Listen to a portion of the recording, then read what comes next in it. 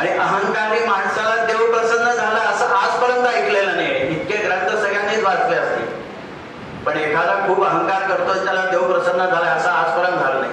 म्हणून तर कबीराने म्हटलेलं आहे ना की जब मैं था तब हरि नहीं, जब मैं था तब हरि नहीं, हरि है तब मैं नहीं, प्रेम गली अति सागरी ज्यामे दो न समाई.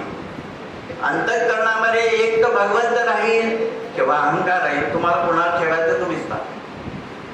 आणि काय की माणसाने जर वेळेत अहंकार सोडला नाही ना तर काय की माशेसारखं उचलून लोक त्याला एकीकडे टाकून देतात. न रोकी वक्त की गर्दिश